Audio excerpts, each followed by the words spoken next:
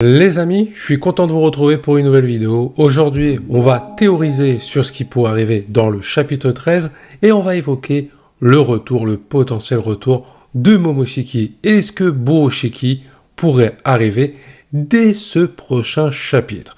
Alors déjà, on va parler du niveau de puissance de Boruto ainsi que de son potentiel, le niveau que pourrait atteindre Boruto sur court terme, moyen terme et long terme, notamment jusqu'à la fin de l'œuvre.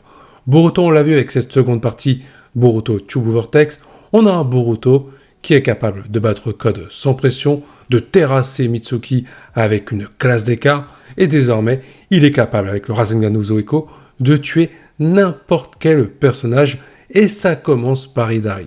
Rappelons les faits, Boruto maîtrise le style de combat de Sasuke, le style avec l'épée, il est capable d'utiliser des variantes du Rasengan, le Rasengan Uzoeko que j'ai évoqué, il est capable d'avoir une mentalité responsable, d'analyser la situation, ce qu'il peut faire et ce qu'il ne peut pas faire par rapport aux informations qu'il possède, notamment avec ce futur qu'il essaye d'éviter et qui pourrait faire sombrer dans le cas où tout le monde shinobi. On ne s'arrête pas là, on va continuer de lister ce qu'est capable de faire Boruto. On a un Boruto capable de protéger à la fois Imawari et Sarada face à deux ennemis.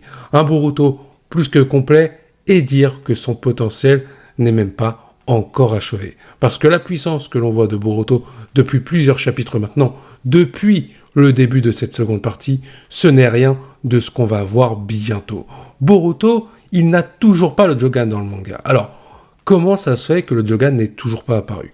Revenons sur les faits. Le Jogan est apparu dans l'anime, il y a donc des chances qu'il apparaisse dans le manga. Mais il faut bien comprendre que si le Jogan est apparu dans l'anime, ce n'est pas forcément d'un point de vue scénaristique, c'est d'un point de vue marketing.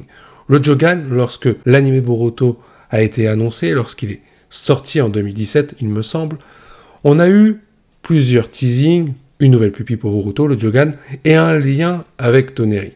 Forcément, tu récupères l'antagoniste, on va dire, des dernières aventures de Naruto, donc dans le film The Last, Toneri, et tu ajoutes un lien avec le Jogan. C'est vendeur, ça donne envie de voir l'anime. Et c'est pour ça que le Jogan était dans l'anime. Maintenant, est-ce qu'il pourrait arriver dans le manga? Pourquoi pas? Parce que si on regarde bien le combat Boruto contre Kawaki, le teasing qui nous a été fait au tout début de l'œuvre, on peut voir que Boruto a un œil bizarre, un œil droit, qui ne semble pas être le Byakugan, puisque le Byakugan est différent, et il y a des nerfs autour de l'œil. Là, ce n'est pas le cas pour Boruto. On voit que c'est une pupille différente. Alors, est-ce que ce serait le Jogan, mais avec un design différent, un Jogan avec une pupille blanche et un fond blanc? Pourquoi pas? Après, il n'est pas impossible aussi que c'est pour montrer que Boruto a un œil crevé par rapport à sa blessure. Ce que je pense sur ça, il est vrai que par la suite, pour ceux qui suivent ma chaîne, j'ai eu un avis assez tranché sur le Jogan dans le manga. Plus les chapitres passaient, moins il y avait de chances que le Jogan apparaissait. Parce que clairement, il y avait des options, des possibilités pour Kishimoto de faire apparaître le Jogan et rajouter de la folie à ses chapitres. Il n'a jamais pris l'option. Néanmoins, ses déclarations, notamment avec Kodashi à l'époque ainsi que Kishimoto, tout laisse présager que les éléments qui sont laissés dans l'anime pourraient rejoindre les éléments du manga. Et le Jogan en fait partie. Sauf qu'il y a un problème par rapport à la canonisation du Jogan dans le manga. Le souci est que si on fait apparaître le Jogan dans les prochains chapitres, ou même avant la fin de l'œuvre, il faudra expliquer pourquoi on ne l'a pas vu dans le manga concernant la première partie jusqu'à ce chapitre 12 qu'on a vu récemment. Parce que dans l'anime, Boruto possède déjà le Jogan. Le lien est établi avec Toneri. Le truc, c'est que Boruto, il n'a pas conscience d'avoir cette pupille en particulier. Il sait qu'il a un pouvoir mystérieux, mais il ne sait pas quoi. Mais ça n'empêche pas le fait que nous, spectateurs, lecteurs pour le manga, qu'on sache qu'il y a déjà eu le Jogan et qu'il a eu un rôle important par rapport à Sumire et l'arc du Nué. Sumire et le Nué, qui d'ailleurs ont été évoqués par rapport à leur arc dans le manga. Ce qui veut dire qu'à un moment donné, le Jogan était forcément présent, même si on ne l'a pas vu. Mais il faudra bien le justifier sur pourquoi on ne l'a pas vu avant dans le manga. Et surtout, recoller un peu les morceaux de tout le lien qu'il y a avec Toneri. Et pourquoi celui-ci n'est aussi pas apparu dans le manga. Alors il est vrai qu'on peut faire la passerelle avec Momoshiki. Et c'est là l'intérêt d'avoir le retour de Momoshiki, puisqu'il pourrait évoquer à Boruto qu'avant d'arriver sur Terre, il a croisé le chemin de Toneri. Ce qu'on a vu dans l'anime. Et là, tu rejoins déjà le lien qui a été établi entre Toneri et le Jogan. Du coup, la transition est parfaite. J'ai parlé de Momoshiki, il est temps d'évoquer un petit peu plus en détail comment il pourrait revenir dans le chapitre 13 ou à partir de ce chapitre ainsi que des autres qui suivront.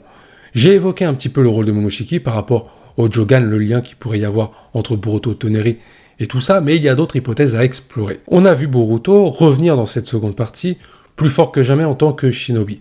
Un Boruto capable de battre Code, les Shinju, protéger Konoha en même temps, sachant qu'il est en terre ennemie. Il est traqué par tout le monde par rapport à cette histoire d'omnipotence d'Eda à cause des actions de Kawaki.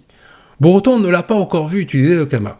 La seule fois où on a vu le Kama se manifester sur lui, Boruto a pris peur et il a tout fait pour éviter que le Kama prenne le contrôle sur lui. Évidemment, il avait peur que Momoshiki soit capable de prendre le contrôle sur son corps et que ce soit lui la véritable menace pour le monde de Shinobi. On ne sait toujours pas le futur que veut éviter Boruto. Est-ce que ça a un lien avec les Shinju par rapport aux actions de Code ou est-ce que ça a un lien avec lui par rapport à Momoshiki? Parce que la seule fois où on a vu Boruto être autant apeuré, c'est sur cette situation-là, lorsqu'il a vu que le Kama était en train de se manifester à cause de la résonance avec le Kama de Kawaki. Donc il y a un mystère autour de cela. Il faut donc revenir un petit peu en arrière pour tenter d'avoir des réponses sur le comportement de Boruto et cette peur par rapport au Kama. Alors, on a vu la première partie de Boruto, on a vu ce qu'est capable de faire Momoshiki quand il a le contrôle du corps de Boruto. Il possède la puissance de Boruto, en plus de sa propre puissance, donc Boruto, s'il est contrôlé par Momoshiki, c'est clairement une menace à prendre en compte. Et ça, Kawaki, il ne va pas le louper. Souvenez-vous, à la fin de la partie 1, Boruto, à chaque fois que le Kama se manifestait, ce n'était pas lui qui l'activait, c'était Momoshiki. C'était Momoshiki qui s'emparait de l'esprit de Boruto pour parler avec lui, pour essayer de le contrôler psychologiquement, pour le faire céder. Depuis ce temps-là, si rien ne s'est passé durant l'ellipse, parce que même sur ça, on a une zone d'ombre, mais là, on va prendre en compte qu'il ne s'est rien passé depuis, et depuis ce temps-là, Boruto n'a plus utilisé le Kama. À chaque fois que le Kama est apparu, ce n'était pas de sa volonté, mais celle de Momoshiki. Après, ce qui est troublant et vraiment bizarre, c'est pourquoi on n'a toujours pas eu de manifestation de Momoshiki dans le corps de Boruto. Peut-être que justement, Boruto, durant l'ellipse, a appris à se contrôler beaucoup plus sereinement pour éviter la manifestation de Momoshiki. Mais là, vu ce qui se passe, peut-être que cet équilibre est en train d'être rompu et que Momoshiki est en train d'en profiter pour pouvoir se manifester à nouveau dans le corps de Boruto, et ça va commencer par son esprit. Rappelons les conditions pour le retour de Momoshiki, ça ne se fait pas comme ça en claquant des doigts. Boruto, quand il est épuisé, quand il est à court de chakra, c'est là que Momoshiki a la possibilité de se manifester. Alors on se doute qu'avec l'ellipse et l'expérience qu'a gagné Boruto, il est capable de mieux maîtriser cet aspect-là et d'éviter que Momoshiki apparaisse. Sauf qu'à la fin du chapitre 12, on a un retournement de situation très important. On a Jura qui, j'allais dire one-shot Boruto, mais ce n'est pas vraiment le cas, qui blesse gravement Boruto sans toucher ses points vitaux. Boruto, à ce moment-là, ressort de son combat face à Hidari en ayant utilisé le Rasengan Uzueko pas complètement chargé. C'est-à-dire que Boruto a utilisé une bonne partie de son chakra, la totalité de son chakra, pour exécuter cette technique. On a du coup un Boruto épuisé. La condition principale qui est donc réunie pour le retour de Momoshiki. Et en plus de ça, on a un Boruto blessé suite à l'attaque de Jura. Ce qui veut dire qu'il y a de fortes chances que ces caractéristiques amènent au retour de Momoshiki dans le chapitre 13. Un cliffhanger, par exemple, de fin de chapitre, où on verrait Borushiki prêt à faire face à Jura, mais aussi un Borushiki capable de se retourner contre les amis de Boruto. Car si vous m'avez suivi, Momoshiki, quand il contrôle le corps de Boruto, il a les techniques de Boruto, et notamment le Rasengan Uzueko. Et là, en termes de puissance, de dangerosité, ça n'a rien à voir avec le Boruto et ses techniques qu'il avait à la fin de la partie 1. On est sur un autre stade en termes de menaces. Alors attention, il faut quand même avoir du recul sur ce type de situation si ça pouvait arriver. Là, on prend l'hypothèse que Borushiki apparaît dans le chapitre 13. À la fin, au début, c'est comme vous voulez. Borushiki, qu'est-ce qu'il va faire? Momoshiki plutôt. Est-ce qu'il va directement tenter de tuer Jura? Si Jura veut vraiment éliminer Boruto, Momoshiki aidera Boruto temporairement. C'est-à-dire que Borushiki sera contre Jura et ne se retournera pas contre Konoha. Je rappelle que le but de Momoshiki, c'est de survivre. Si Boruto meurt, il meurt également. Donc, clairement, ce n'est pas son intérêt de laisser Boruto se faire tuer face à Jura. Maintenant, reste à voir l'objectif de Borushiki si Jura se fait exécuter. Est-ce qu'il se retournera contre Konoha ou contre les amis de Boruto, voire les deux. En vrai, Boroshiki peut être la menace qui va amener des pertes beaucoup plus importantes que l'omnipotence qu'a pu connaître Boruto. Des pertes définitives cette fois-ci. On aurait aussi un Boroshiki peut-être qui a fait une alliance, un Momoshiki qui a fait un pacte avec Boruto. À la fin de la partie 1, Momoshiki était surpris de voir Boruto autant déterminé à résoudre tout ce qui se passait autour de lui alors qu'il avait tout perdu à cause de l'omnipotent Zeta. Un Momoshiki qui était en train d'admettre que la mentalité de Boruto, elle était admirable. Et évidemment, l'apparition de Momoshiki va amener d'autres conséquences qui vont toucher notamment Kawaki. Un Kawaki qui est déterminé à tuer Boruto par rapport à la menace qu'il représente. Si Momoshiki est amené à apparaître et prendre le contrôle de Boruto, et que celui-ci amène à des actions malveillantes, dangereuses, à l'égard des amis de Boruto, ainsi que de Kawaki, là clairement ça va donner raison à Kawaki. Kawaki, il va dire, voilà, c'est une menace qu'il faut éliminer maintenant, et je vais m'en occuper. L'obsession de Kawaki pourrait prendre le dessus par rapport aux enjeux actuels, autour des Shinju, ou même autour d'une autre menace qui pourrait faire son apparition. N'oublions pas le personnage de Code, qui est toujours dans les parages.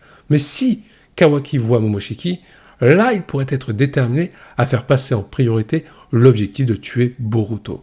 Donc la psychologie de Kawaki pourrait être impactée avec le retour de Momoshiki. Je pense aussi que le combat Boruto contre Kawaki, le combat qui nous avait été présenté au début de l'heure, on n'en est pas très loin. Alors évidemment Kawaki va totalement vriller pour qu'on voit Boruto s'opposer à lui, mais on voit quelque chose dans ce combat, un détail très intéressant. Là, on a vu avec le début de Boruto True Vortex, Boruto avait peur d'utiliser son Kama, il a peur de le voir s'activer par rapport à Momoshiki. Donc il ne le maîtrise même plus. C'est-à-dire que Boruto, il n'a même plus le contrôle sur le Kama, alors qu'à l'époque, il en avait un petit peu. Lorsque Boruto va affronter Kawaki, Kawaki active son Kama et on voit Boruto activer son Kama également, ce qui veut dire qu'il va réussir à maîtriser la puissance Otsutsuki qu'il a en lui par rapport à Momoshiki. Alors, il faudra encore un certain temps avant d'arriver à cela. Il y a du mystère à résoudre et il y a aussi des questions autour de Kawaki, le gain de puissance qu'il devra avoir pour affronter Boruto et surtout, qu'est-ce qu'il va faire en termes d'action pour que Boruto soit obligé de l'affronter. Car pour l'instant, Boruto, il ne veut pas aller à la confrontation face à Kawaki. Sur ce, il est temps pour moi de m'arrêter là. Je vous invite à donner votre avis en commentaire. Je vous dis à la prochaine, portez-vous bien et n'oubliez pas que la volonté du KT soit avec vous. J'espère que tu as apprécié cette vidéo. N'hésite pas à liker pour me soutenir et à t'abonner pour ne rien manquer sur ma chaîne YouTube.